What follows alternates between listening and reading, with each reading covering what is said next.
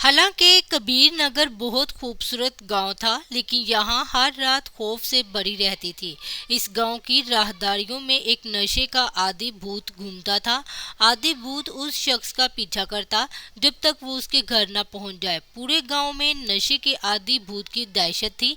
हर कोई नशे के आदि भूत से डरता था, इसीलिए रात होते ही सब अपने घरों में मैसूर हो गए। योगी पहली बार कबीर नगर में अपनी दादी के घर आए थे। योगी, मेरी प्यारी दादी, ये काफी खूबसूरत गांव है। दादी, यहाँ बहुत सरगर्मियां हैं। मुझे ये गांव बहुत पसंद आया। दादी, दादी, अच्छा, जब तक इस गांव में रोशनी है सब ठीक है। ये गांव अंधेरा होते ही वीरान हो जाता है। योगी, क्यों? दादी, बेटा तुम यहाँ नए हो, जल्द ही सब कुछ समझ आ जाएगा।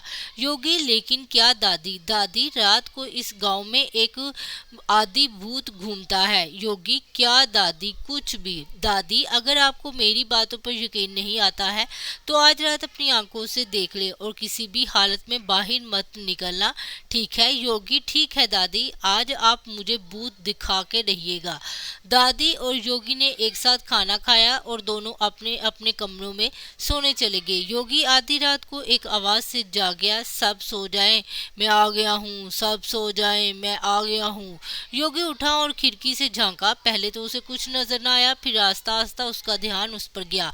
एक साया आस्ता आस्ता योगी को साफ नजर आने लगा। योगी ये देखकर दंग रह गया कि साया एक ऐसे शख्स का है जिसके हाथ में बोतल थी। इस साय को देखकर गली के कुत्ते भी भाग गए। योगी को अपनी आंखों पर यकीन नहीं आ रहा था, वो वाकई किसी भूत को देख रहे हैं। वो खिड़की बंद करके कंबल में छुपकर सो गया। अगले दिन उसने दादी से कहा, योगी, दादी, मैंने उसे कल रात खिड़की से देखा। दादी, मैंने कहा था, अब बस इतना याद रखना कि रात को घर से बाहर मत जाना। योगी, लेकिन दादी, ये नशा करने वाला भूत कौन है? इसकी कहानी क्या है?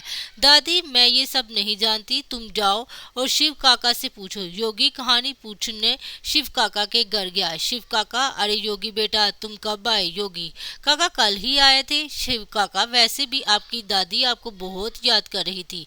योगी काका, मैंने कल रात उस आदि भूत को देखा। मुझे यकीन नहीं आया कि भूत मौजूद है, लेकिन अब मैं जानना चाहता हूँ कि वो कौन है, वो भूत क्यों है? क्या आप मुझे कुछ बता सकते हैं? शिव काका, हाँ, इस भूत का असली नाम, जिसे आप निशय भूत के नाम से जानते हैं, गुरधर था। गुरधर इस गांव में 30 साल पहले रहता था। उनके पसंदमा गान में उनकी अहलिया कोमल और उनकी बेटी पायल थी। गुरधर को अपनी बेटी से इतना प्यार था कि उसने पायल की शादी तय कर दी और वो धूमधाम से शादी करना चाहता था, इसलिए कमाने के लिए शहर चला गया। पैदल चलकर पैसे इकट्ठे कर रहे थे। ये एक रात की बात है कि गिरदार शहर में था और उसका खानदान यहाँ गांव में था। रात के अंधेरे में कुछ डाकू गिरदार के घर में दाखिल हुए और उन्होंने गिरदार के घर पर हमला कर दिया। घर में माँ बेटी अकेली थी। इसकी बीवी और बेटी जोर जोर से चीखने लगी, हमें बचाओ। माँ बेटी दोनों गांव में मदद के लिए पुकार रही थी, लेकिन किसी ने उनकी मदद नहीं की। इन चोरों ने घर का सारा सामान लूट लिया और आखिरकार माँ बेटी दोनों को कत्ल कर दिया। जब गिरदार ने अपनी बीवी और बेटी की लाश देखी तो वो चौंक गया। उसकी सारी जिंदगी बर्बाद होगी।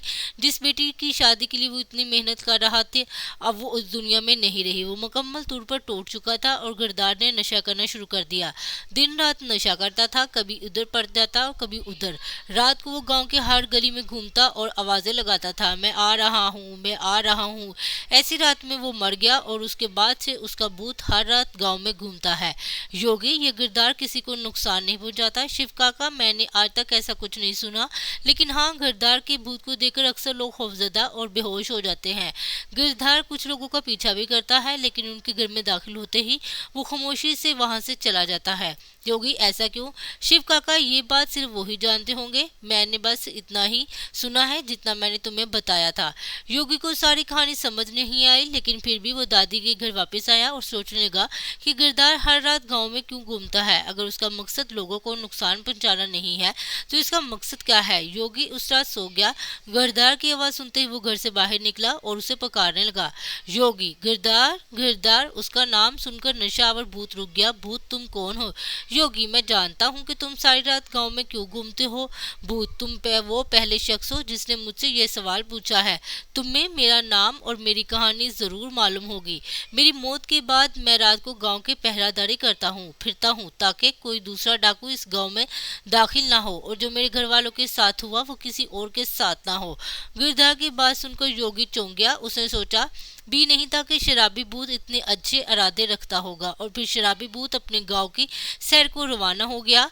मैं आया हूँ, मैं आ गया हूँ।